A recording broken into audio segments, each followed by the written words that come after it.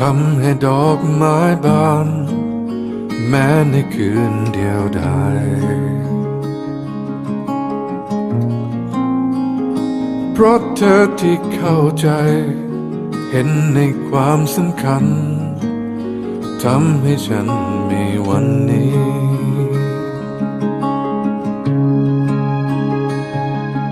เพราะเธอรักจึงดูงดงามเหมือนที่มันควรเป็น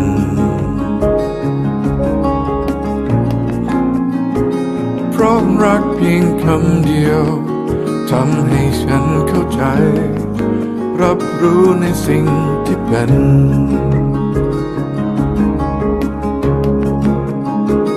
เพิ่งจะได้รู้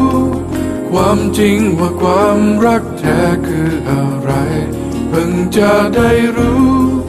จริงๆว่าความรักคือการให้ไปให้เธอ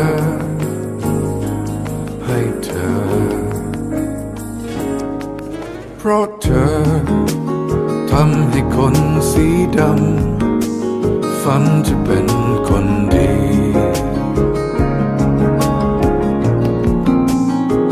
เพราะรักที่ฉันมีฉันชอบฉันวันนี้มากกว่าฉันเมื่อวันวาน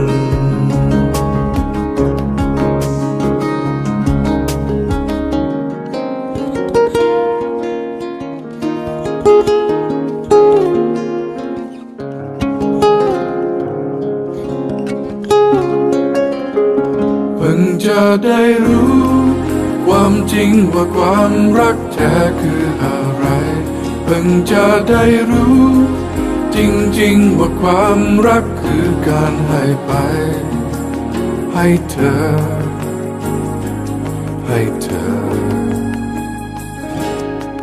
เพราะเธอทำให้คนสีด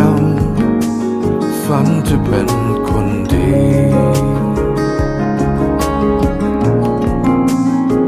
เพราะรักที่ฉันมีฉันชอบฉันวันนี้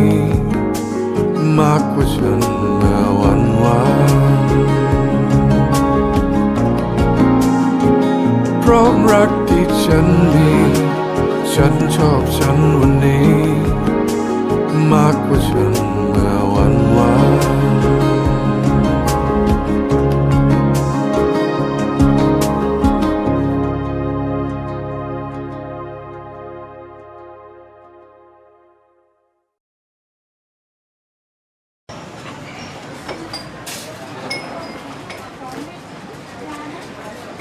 เล่นมาหน่อย